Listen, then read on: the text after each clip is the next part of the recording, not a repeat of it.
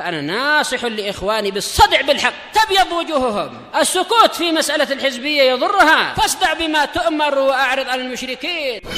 سلامي على دماج ورجالها والشيخ يحيى ودار العلم يا سعد بانيها. بسم الله الرحمن الرحيم. إن الحمد لله نحمده ونستعينه ونستغفره ونعوذ بالله من شرور أنفسنا وسيئات أعمالنا. من يهده الله فلا مضل له ومن يضلل فلا هادي له. أشهد أن لا إله إلا الله وحده لا شريك له وأشهد أن محمدا عبده ورسوله صلى الله عليه وعلى آله وأصحابه ومن تبعه بإحسان إلى يوم الدين. أما بعد.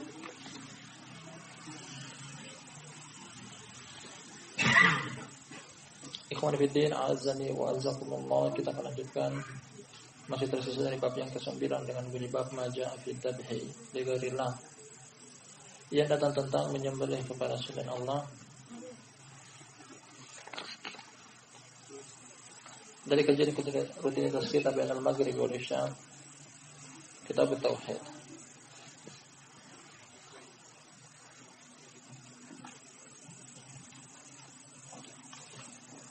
Pada pertemuan sebelumnya telah kita ambil bagian awal dari bab ini. Karena kita jelaskan bahwa keterkaitan antara hadis, keterkaitan antara judul bab ini dengan judul-judul bab sebelumnya. Dari sisi bahwasanya ada unsur kesyirikan yang memungkinkan terjadi pada judul bab ini. Dari sisi ketika menyembelih kepada selain Allah Subhanahu wa taala,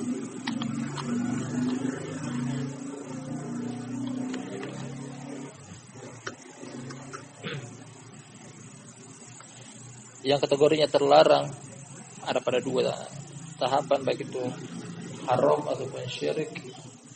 Nah, pada unsur kesyirikan kita bertauhid berkaitan. Setelah kita baca judul bab sekaligus dalil-dalil yang datang dalam bab ini,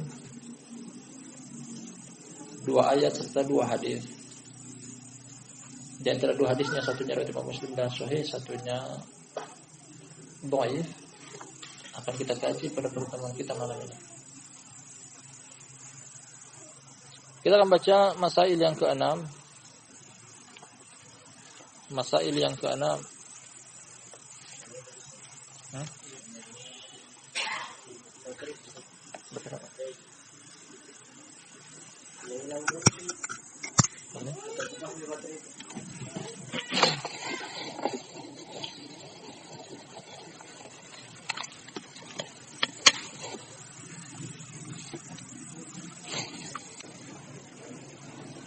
Kita akan baca pada masail yang berikutnya, tepatnya masail yang ke-6. Coba ya. Kita akan baca masail yang ke-6. Mana ada?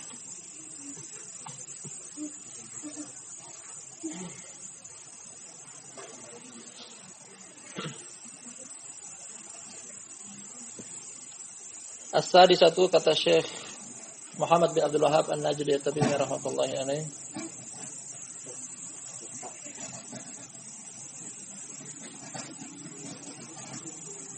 la'ana man ghayyara manar al-ard wa hiya al-marasim allati tufarriqu baina haqqika wa haqqi jarika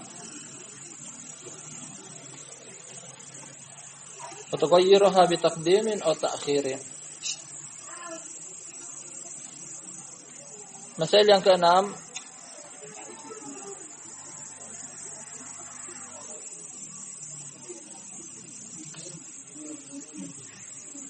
laknat orang yang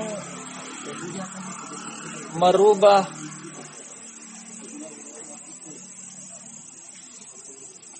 batasan bumi, batasan tanah, patok tanah. Nah, yang merubah patokan tanah. Wahil marasimul lati tufarriqu baina haqqika wa haqqi jarik, yaitu tanda patok untuk bisa membedakan antara tanah milik engkau dan tanah milik tetangga engkau. Engkau merubahnya baik itu dengan dikedepankan atau dikebelakangkan, dimajukan atau diakhirkan. Ya, tinggal ditambah ataupun dikurangkan. Ditambah, ya, mengambil hak orang lain. Nah, dapat laknat dari Allah Subhanahu wa taala. Doa laknat dari Nabi sallallahu alaihi wasallam.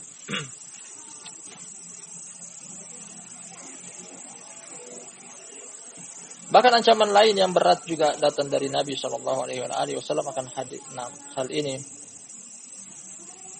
dari hadis Aisyah radhiyallahu anha dalam Sahih, kata Nabi sallallahu alaihi wasallam,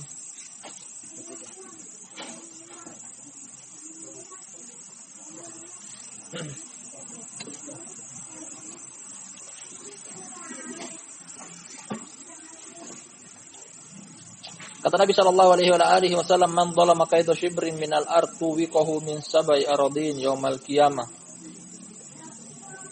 Barang siapa yang mendolimi sejengkal dari batasan tanah, akan dikalungkan di leher dia 7 lapis bumi pada hari kiamat. Sebab untuk balasan dan ganjaran dari Allah Subhanahu wa taala. Selain mendapatkan laknat, ya arti laknat adalah dijauhkan dari rahmat Allah Subhanahu wa taala. Selain itu juga adalah bahwa orang tersebut akan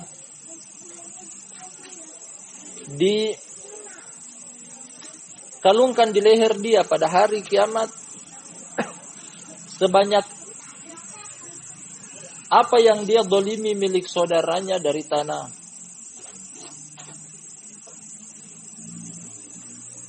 Sedalam 7 lapis bumi. Kalau dia mendolimi sejengkal dengan hanya sejengkal, memindahkan jarak tanah hanya sejengkal.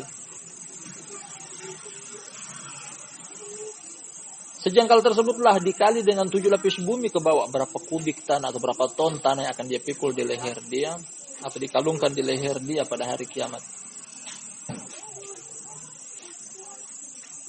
Bagaimana kalau seandainya yang dipindahkan adalah 1 meter, 2 meter. Tinggal dikalikan seberapa banyak kubik tanah yang akan dia pikul. Sedalam 7 lapis bumi. Nah, dari sini kita imani bahwasanya dari hadis Aisyah radhiyallahu anha tadi,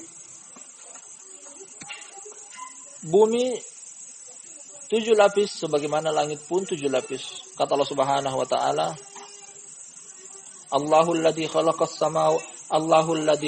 sab'a samawatin wa minal ardi mithlahun. Dialah yakni Allah Subhanahu wa taala yang telah menciptakan bumi 7 lapis sebagaimana langit 7 lapis. Ini salah satu di antara 4 pihak yang dilaknat oleh Nabi SAW dan laknat Allah dalam hadis yang kita baca. Meskipun bukan inti pelajaran dari kitab Tauhid, namun ini pun ikut disebutkan di dalamnya dan beliau jadikan sebagai salah satu poin pelajaran yang dipetik.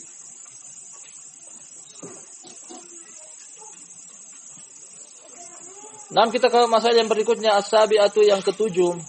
Al-farqu baina la'nil mu'ayyani wa la'ni ahlil ma'asi ala sabilil umum.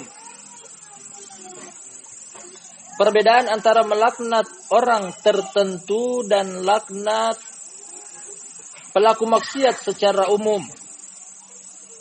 Nah, jadi dalam hadis ini, hadis Ali bin Abi Thalib riwayat Imam Muslim, meskipun terdapat 4 pihak yang dilaknat oleh Allah Subhanahu wa taala, namun tidak bisa dijadikan sebagai landasan hukum untuk melaknat per individu. Sambil menyebutkan nama dengan pasti bahwasanya semoga Allah melaknat nama fulan, semoga Allah melaknat nama fulan. Nah, ini terlarang, tidak boleh. Namun melaknat dengan sifat seperti yang dimaksud dalam lafaz hadis, pelaku dosa ini, semoga Allah melaknatnya, semoga Allah melaknatnya. Nah, dan ini boleh. Yang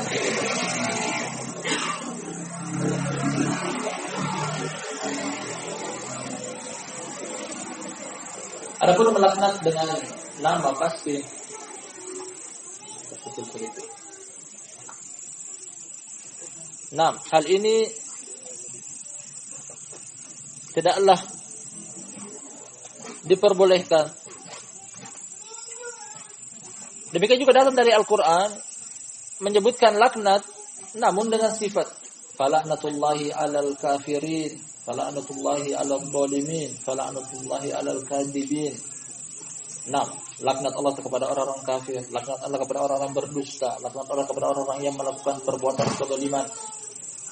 Menyebutkan secara sifat umum, nah hal ini boleh. Semoga Allah melaknat seluruh para pendusta. Semoga Allah melaknat para peminum minuman keras. Semoga Allah melaknat para pelaku dosa besar dan semisalnya. Namun per individu dalam disebutkan secara nama, meskipun orang tersebut melakukan sifat yang dimaksud di hadapan mata kita, namun tidak. Karena bisa jadi orang yang kita laknat tersebut, Allah Subhanahu wa taala memberikan hidayah kemudian dia bertobat dari dosa dia.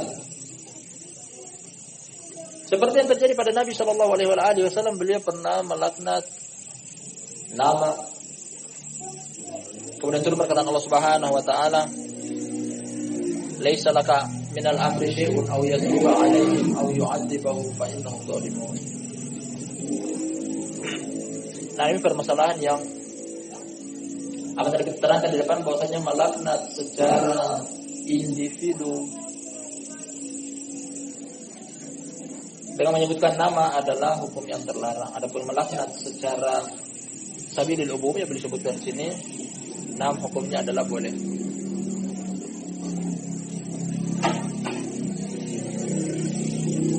Az-zamina yang ke-8, hadhil qissatul 'azimah wa hiya qissatul dzubab.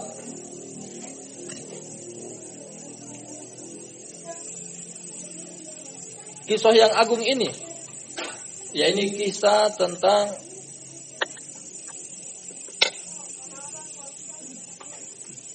kisah tentang lalat yang telah kita baca, kisah dari Salman Al-Farisi. Telah kita sebutkan pada pertemuan sebelumnya bahwasanya ilahnya ada 3. Yang paling pertama adalah bahwasanya diperselisihkan antara nama rawi ini, Thariq bin Syihab, diperselisihkan tentang apakah dia sahabat atau bukan. Yang rajih dia adalah sahabat, namun tidak mendengar satu hadis pun dari Nabi Shallallahu Alaihi Wasallam. Jadi hadis ini dengan perantara Salman Al-Farisi. Jadi ada jalan yang terputus antara Thariq bin Syihab dengan Rasulullah Shallallahu Alaihi Wasallam. Kemudian yang kedua adalah ternyata ini adalah mauquf ala Salman, sampai kepada Salman. Ini bukan kisah dari Nabi Shallallahu Alaihi Wasallam, namun dari Salman. Jadi memungkinkan bahwasanya Salman Al-Farisi radhiyallahu anhu dia pernah, di antara sejarah kisah dia sampai memeluk agama Islam, dia pernah memeluk agama Nasrani. Dimungkinkan jangan sampai ini adalah kisah-kisah yang dia ambil dari Bani Israel. Kisah yang diambil dari Bani Israel. Adapun apakah ini hadis Nabi Shallallahu Alaihi Wasallam? Tidak. Tidak sampai kepada Nabi Shallallahu Alaihi Wasallam. Kemudian yang ketiga adalah bahwasanya dalam riwayatnya Salman Al-Farisi ada anahnya Al-A'mash. A'mash mudallis. Disebutkan dengan lafaz an artinya dari, bukan dengan aku mendengar. Dan dari sini kita katakan bahwasanya kisah ini tidak ada sabit sampai kepada Nabi Shallallahu Alaihi Wasallam. Kalau tariq ashabul hadis menghukumi hadis yang lemah, artinya tidak sahih, kalau begitu tidak bisa dibangun landasan hukum di dalamnya. Apalagi ada hal-hal yang ternyata menyelisihi usul, akan kita kaji nanti dari masail sekitar 2 atau 3 usul. Bahwasanya isi kandungan hadis tersebut menyelisihi usul.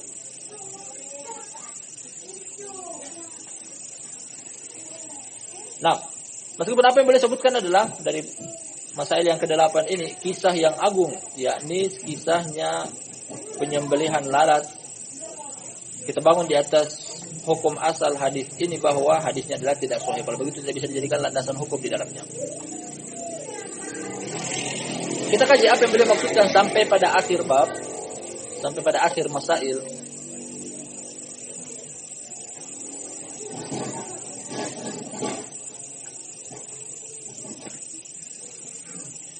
At-tasi ayat ke-9, kaunuhu dakhala an-nar bisabab dzalika dzubab alladzi lam yaqsudhu. Yang ke-9 perihal orang tersebut masuk ke dalam neraka dengan sebab lalat yang dia sendiri tidak memaksudkannya. Bal fa'alahu takhallusan min syarrihim. Bahkan dia mengamalkan, mempraktekkan menyembelih lalat tersebut hanya dengan tujuan untuk selamat dari kejelekan mereka. Bahasa yang mudah, bahwasanya orang ini adalah terpaksa. Nah, dan beliau membangun poin, meskipun karena keterpaksaan tersebut, ternyata orang ini tetap masuk ke dalam neraka. Dari sinilah kita katakan bahwasanya karena hadis ini lemah, karena hadis ini dhaif dan tidak bisa dijadikan sebagai landasan hukum. Termasuk ini yang menyelisihi. Hal ini menyelisihi.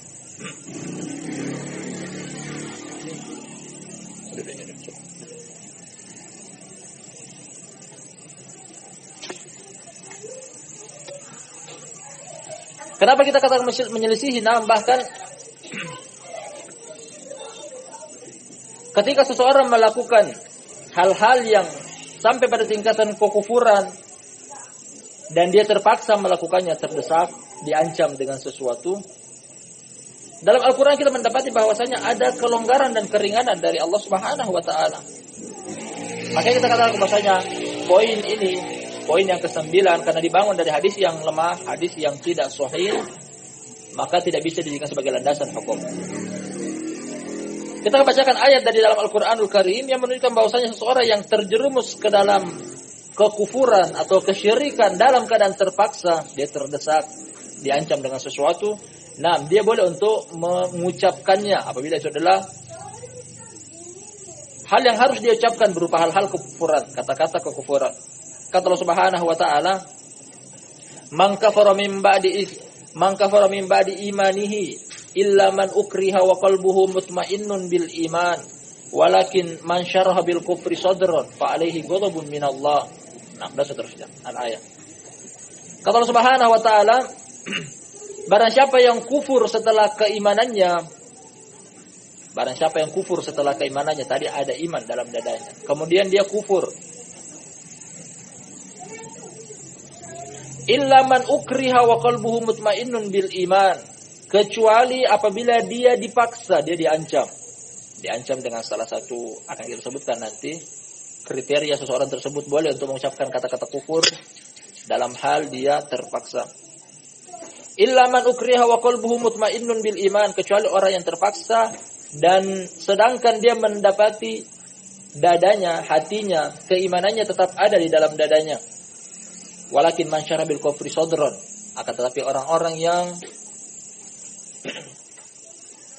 terang-terangan melakukan kekufuran, wa alaihim ghadabun minallah, dan bagi dia kemurkaan Allah Subhanahu wa taala. Orang yang apabila dipaksa untuk melakukan perbuatan-perbuatan kekufuran, ketika hatinya mengingkari, nah, dalam keadaan dia tetap melaksanakan amalan kekufuran dalam keadaan terpaksa, orang ini tidak dikatakan kafir, tidak dihukumi kafir. Jadi ini termasuk usul dalam Al-Quran yang ternyata poin yang ke-9 menyelisihinya. Kita akan sebutkan tentang asbabun nuzul ayat tersebut yang tadi kita bacakan di depan. Datang kisah dari Ammar bin Yasir radhiyallahu anhu di awal-awal periode Makkah.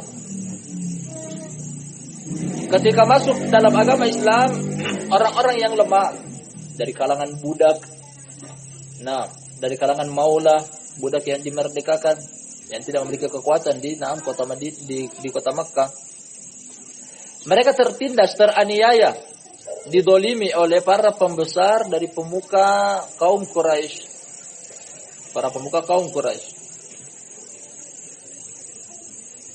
Termasuk keluarga Yasir. Dia dengan segenap keluarganya, Yasir, kemudian istrinya Sumayyah, kemudian anaknya Ammar bin Yasir, dianiaya oleh majikan mereka dengan tujuan untuk keluar dari agamanya Muhammad SAW dan memuji sesembahan mereka, dan diancam untuk dibunuh. Kedua orang tua Ammar, yakni Yasir sang bapak dan ibunya Sumayyah tidak memenuhi permintaan mereka untuk kekufuran, akhirnya mereka berdua dibunuh. Sedangkan Ammar sang anak dia tak sanggup untuk dibunuh, akhirnya dia mengucapkan kata-kata kufur. Memuji sesembahan orang-orang kafir, orang musyrik, dan mencela Nabi Muhammad SAW. Dalam keadaan ditinggalkan, dibiarkan karena dia sudah memenuhi permintaan mereka. Akhirnya Ammar bin Yasir datang menemui Nabi SAW, mengeluhkan akan hal tersebut. Ya Rasulullah, aku telah mengucapkan kata-kata kufur, mencela engkau dan memuji memuji sesembahan orang musyrik. Kemudian Nabi SAW bertanya kepada dia, kaifa tajidu nafsak, bagaimana? Apa yang kau dapati dalam dada engkau? Apa yang kau dapati dalam hati engkau? Mulut engkau mengucapkan kata-kata kufur, tapi hati engkau bagaimana? Kata dia, mutmainnun bil iman. Dadaku tetap beriman kepada Allah Subhanahu wa taala, hanya saja aku mengucapkannya, melakukannya perbuatan kekufuran tadi dengan kata-kata kufur karena terpaksa. Akhirnya kata Nabi SAW membacakan ayat yang tadi kita bacakan di depan, illa man ukriha wa qalbuhu mutmainnun bil iman. Fa in ada kata Nabi SAW memberikan jawaban kepada Ammar bin Yasir bahwasanya seandainya mereka mengulang lagi untuk mengancam engkau, mengancam untuk dibunuh nyawa engkau dengan hal yang sama, ulangi seperti itu. Selama dada engkau masih tetap dalam hal keimanan. Ini namanya terpaksa. Ketika seseorang terpaksa untuk terjerumus dalam perkara-perkara kekufuran dan yang terancam adalah hal-hal yang secara dalil boleh untuk terjerumus ke dalam hal tersebut, tidaklah dianggap kafir. Ini usul dalam Al-Qur'an. Ini usul dalam Al-Qur'an yang kita katakan bahwasanya poin yang ke-9 ini menyelisihinya. Dan poin ini penting untuk kita kaji lebih mendalam. Barakallahu fikum. Karena banyak orang yang beralasan bahwasanya dia terpaksa melakukan hal tersebut, akhirnya terjerumus ke dalam kemaksiatan atau bahkan terjerumus ke dalam perkara-perkara yang menyelisihi manhaj atau akidah. Pertama-tama kita harus tahu dulu bahwa barakallahu fikum yang namanya terpaksa atau keterpaksaan boleh untuk kita terjerumus ke dalamnya apabila yang diancam adalah 4 perkara. Salah satu di antara 4 perkara ini. Paling pertama adalah nyawa. Nyawa untuk dihilangkan.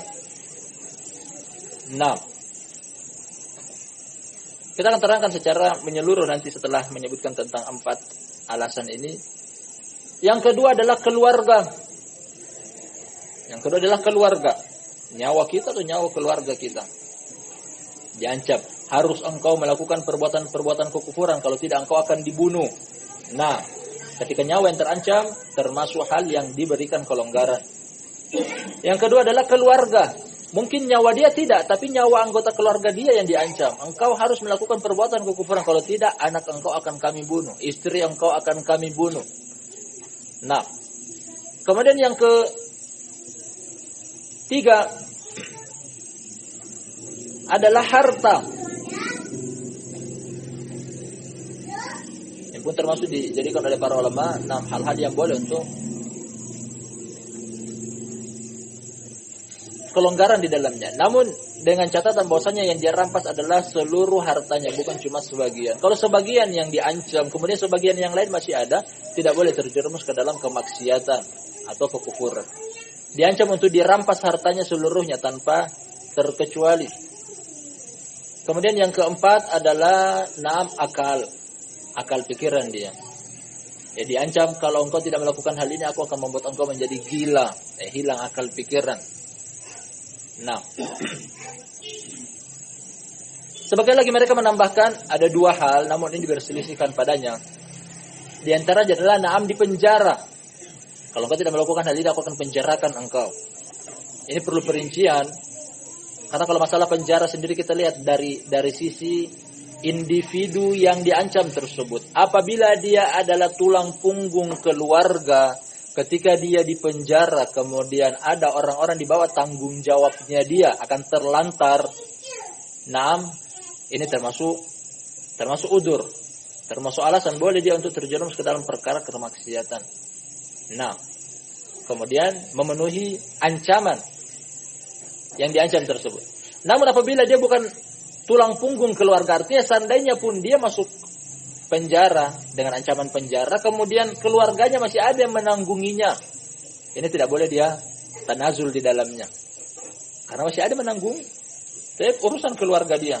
Atau masih memenuhi kebutuhan anggota keluarga dia selain dia. Dan apa telah kita jabarkan di depan barakallahu fikum bahwasanya hal-hal inilah yang boleh seseorang itu apabila diancam dengan salah satu di antara 4 atau 5 yang disebutkan tadi di depan untuk dia memenuhi permintaan orang yang mengancam tersebut. Selain daripada ini tidak. Nah, selain daripada ini tidak.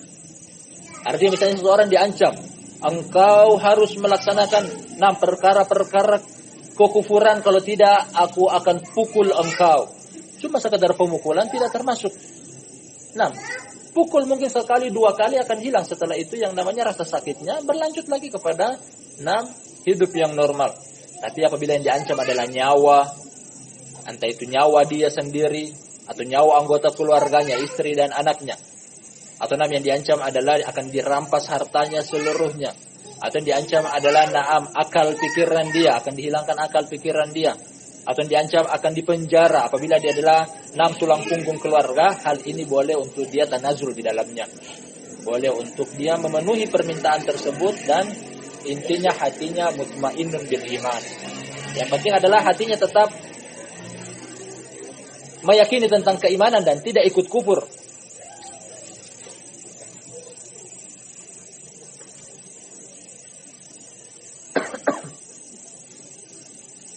Dari sini kita katakan bahwasanya beberapa bulan yang silam barusan lewat fitnah yang besar mendunia ketika sebagian orang menakut-nakuti bahwasanya ikuti permintaan pemerintah untuk jangan menghadiri sholat jamaah di masjid. Nah, akhirnya banyak orang berlomba-lomba untuk menutup masjid, tidak hadir ke sholat jamaah. Padahal belum ada ancaman sedikit pun. Belum ada ancaman. Belum ada ancaman bahwasanya salah satu di antara 4 atau 5 yang tadi telah kita sebutkan di depan. Seandainya pun ada ancaman, mungkin sebagian negara telah melakukannya. Paling full ancamannya adalah dipukul. Kita dapati sebagian negeri India, ketika didapati orang-orang Islam yang melaksanakan tetap menegakkan sholat jamaah di masjid, paling poinnya dipukul. Bukan termasuk salah satu di antara 5-6 hal yang dibolehkan untuk menerjang maksiat kepada Allah Subhanahu wa taala. Adapun yang terjadi di negara kita Indonesia, tidak ada ancaman untuk dipenjara, tidak ancaman untuk dibunuh, tidak ancaman juga anggota keluarga kita dan seterusnya. Oleh karena itu kita katakan bahwasanya yang meninggalkan sholat jamaah, yang kita katakan bahwasanya sholat jamaah bagi kaum laki-laki dewasa tanpa ada udzur adalah hukumnya wajib. Mereka tidak memiliki udzur di sisi Allah Subhanahu wa taala.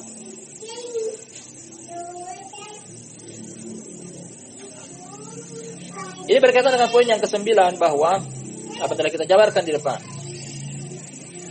Seseorang dia boleh untuk menerjang maksiat Allah Subhanahu wa taala apabila yang diancam adalah 4 atau 5 perkara tadi di depan. Kalau bukan ini tidak ada alasan. Nah, kita katakan dia adalah pelaku maksiat secara terang-terangan. Kalau sampai pada tingkatan kufuran berarti kita katakan dia adalah pelaku kekafiran secara terang-terangan.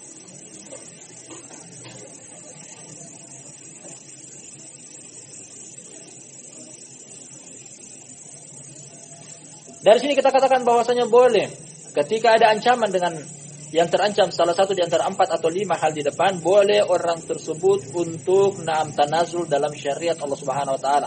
Dengan kata lain bahwasanya dia boleh menerjang maksiat tersebut. Namun barakallahu fikum, mana yang paling afdal? Seandainya pun dia dibunuh dan dibunuh fi sabilillah, mana yang lebih afdal? Apakah dia menerjang syariat Allah Subhanahu wa taala, terjerumus ke dalam kemaksiatan, atau dia pilih untuk dibunuh? Karena kalau seandainya dia dibunuh, surga di hadapan mata, dibunuh di jalan Allah Subhanahu wa taala. Nah, dipaksa untuk melakukan kekufuran, ternyata dia pilih aku enggak mau kafir, mendingan aku bunuh. Nah, artinya mendingan aku dibunuh, surga di hadapan mata. Dalam hal ini para ulama menyebutkan bahwa ketika dia adalah orang yang didengar perkataannya serta diikuti perbuatannya, dia enggak boleh untuk memilih jalan yang ringan. Ketika dia orang yang diikuti perkataannya dan didengar perkataannya dan diikuti perbuatannya, dia tidak boleh untuk memilih jalan yang ringan dalam hal ini tanazul.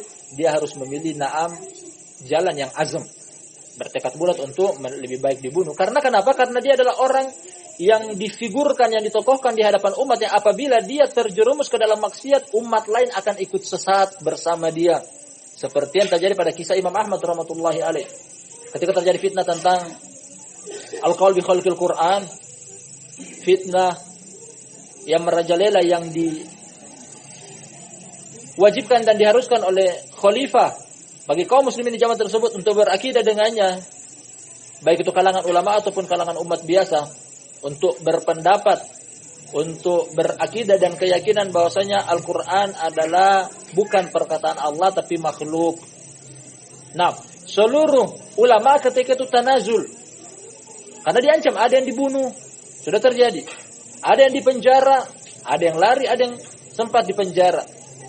Nah, Imam Ahmad rahmatullahi alaih tetap tegar dengan mengatakan bahwasanya Al-Quran adalah kalamullah dan bukan makhluk. Dia dicambuk, dipenjara, diasingkan. Seluruh siksaan di dunia telah dia tertimpa kepada dia dari sang khalifah. Dipenjara. Dia dipenjara. Tanpa dikasih makan. Nah, demikian. Diasingkan. Dicambuk berkali-kali. Tetap saja dia tegar dalam hal tersebut. Sedangkan ulama-ulama yang lain mengambil keringanan bahwasanya dengan ayat yang tadi kita bacakan di depan, illa man ukriha wa qalbuhu mutmainnun bil iman.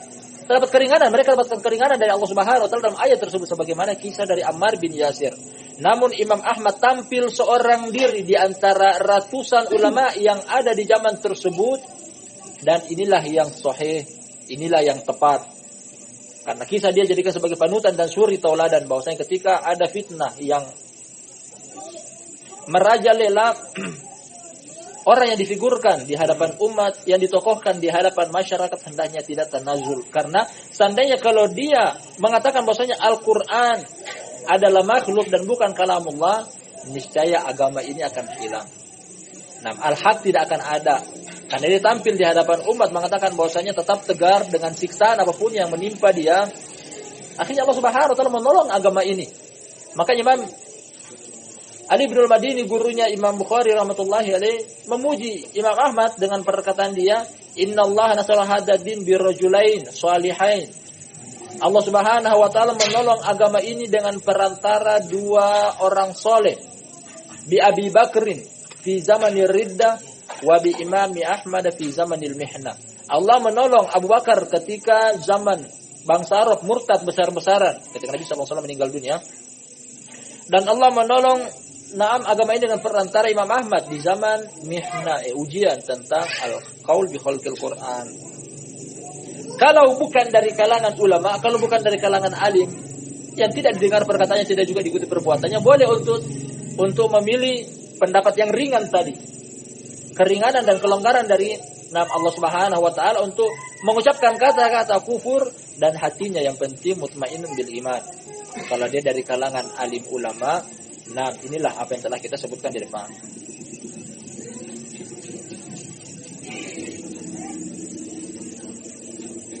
Ini kesimpulan dari poin yang ke-9, dan kita katakan bahwa poin yang ke-9 apa yang beliau bawakan di sini karena dibangun di atas hadis yang lemah. Nah, makanya tidak bisa kita jadikan sebagai landasan hukum. Karena menyelisihi. Beliau katakan di sini bahwasanya orang yang dimaksud dalam hadis dari sisi bahwasanya dia masuk ke dalam neraka dari apa yang dia tidak maksudkan. Hanya saja ingin berlepas diri dari ancaman tersebut, tetap saja masuk neraka. Ini kita katakan tidak demikian. Bahkan Al-Quran menyelisihinya. Kita ke poin yang berikutnya, Al-Ashirah yang ke-10. Ma'rifatu qadri syirki fi qulubil mu'minin. Kaifa sabara dzalika 'alal qatli lam yuwafiqhu 'ala talabatihim. Ma'a kaunihim lam yatlubu illa al-amal adh-dhahir. Ini juga poin yang sama dengan poin yang ke-9 di atas karena dibangun di atas hadis yang lemah. Kemudian menyelisih usul, poin ini pun kita katakan poin yang menyelisih usul. Kita artikan dulu. Poin yang ke-10 yaitu pengenalan tentang kadar kesyirikan. Besarnya bobot kesyirikan di dada, di hati orang-orang mukmin. Bukan dilihat tentang perkara kecil di hadapan mata, bahwasanya hanya sekedar lalat mungkin ringan. Tapi jangan dilihat tentang kecilnya lalat, tapi dilihat dari besarnya nilainya kesyirikan.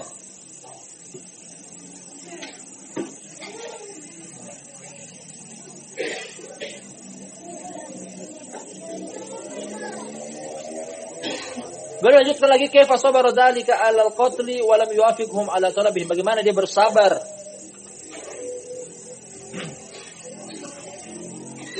untuk tetap dibunuh dan tidak memenuhi permintaan mereka. Jadi dia bersabar. Bersabar karena punya nyawa yang hilang, na'am. Karena besarnya kesyirikan di dada seorang mukmin, bukan dilihat dari kecilnya apa yang dia persembahkan. Maqaunihim lam yatlubu illa al-amal adh-dhahir. Bersama dengan itu bahwasanya mereka tidak meminta kecuali amalan zahir saja. Seandainya pun orang ini memiliki dada yang tetap beriman kepada Allah, niscaya hal tersebut akan diberikan kelonggaran. Namun kita katakan bahwasanya poin ini sebagaimana dibangun di atas hadis yang lemah. Nah, dibangun di atas hadis yang lemah. Demikian juga hujjahnya tidak kuat. Meskipun apa yang boleh disebutkan di sini adalah tepat. Bahwasanya dada orang-orang mukmin merasa besar, merasa agungnya dosa kesyirikan, meskipun dilihat dari sisi yang dipersembahkan adalah lalat yang sangat sepele. Karena ada kaidah bahwasanya jangan engkau melihat tentang kecilnya dosa tersebut, namun lihatlah siapa yang engkau maksiati. Allahu Akbar, Allah Maha Besar. Jangan pernah menganggap kecilnya dosa, tapi lihatlah bahwasanya zat yang kita maksiati. Al-hadiyata asyara yang ke-11, anna alladhi dakhala an-nar muslimun li'annahu law kana kafiran lam yakul dakhala an-nar fi dzubab. Adapun poin ini ada sisi pembenarannya.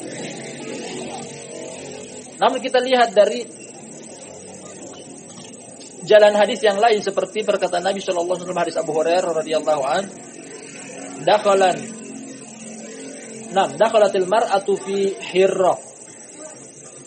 Datang dalam sebuah hadis yang berbunyi, seorang wanita masuk ke dalam neraka karena seekor kucing. Lanjutan hadisnya kata Nabi sallallahu alaihi wasallam, la hiya at'amatha. Dia memenjarakannya, masukkannya ke dalam kandang dan tidak diberikan makan. Tidak diberikan makan, tidak juga dilepaskan biar dia pergi mencari makan sendiri. Akhirnya kucing tersebut mati. Karena matinya kucing tersebut dengan sebab dipenjara, akhirnya wanita yang memenjarakannya masuk ke dalam neraka. Maksud dari poin ini atau poin yang ke-11 yang kita baca bahwasanya orang ini masuk neraka bukan karena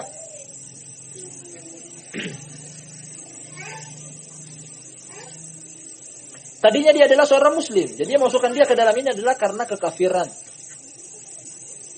Atau yang masukkan dia ke dalam neraka ini dia dengan sebab murtadnya dia dari agama Allah Subhanahu wa taala dengan penyembelihan kepada selain Allah Subhanahu wa taala. Jadi tadinya dia adalah muslim. Kemudian dia kufur dengan satu amalan, akhirnya dengan sebab itulah dia masuk ke dalam neraka. Kalau seandainya dia sudah kafir sebelum dia menyembelih, saya tidak ada gunanya kita mengatakan bahwa dia masuk ke dalam neraka karena kekafirannya dia, tidak. Tapi karena dengan sebab dia tadinya sebelum menyembelih dia adalah beragama Islam. Ketika menyembelih hal tersebut akhirnya dia murtad dari agama Allah Subhanahu wa taala, menyebabkan dia jadi kafir.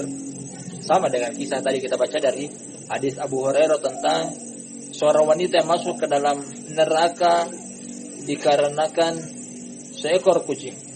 Masuknya dia karena seekor kucing, bukan karena dia kafir masuk neraka. Walaupun dia adalah muslim. Kalau seandainya dia adalah kafir, saya tidak ada pentingnya mengatakan bahwasanya dia masuk neraka karena seekor kucing, wailah karena dia adalah neraka. Atau karena dia adalah seorang kafir, dengan sebab itulah dia akan masuk ke dalam neraka. Poin dari sini yang kita petik bahwa barakallahu fikum ada sebab seorang itu masuk ke dalam neraka. Dan orang muslim bisa saja masuk ke dalam neraka meskipun bukan karena kekafiran dia. Dari hadis kisah kucing tadi. Nah, karena Allah Subhanahu atau Nabi SAW juga mengancam bahwasanya ahlul bid'ah meskipun dengan keislaman mereka, ada asal muasal keimanan mereka di dalam dada, tetap mereka terancam dengan neraka.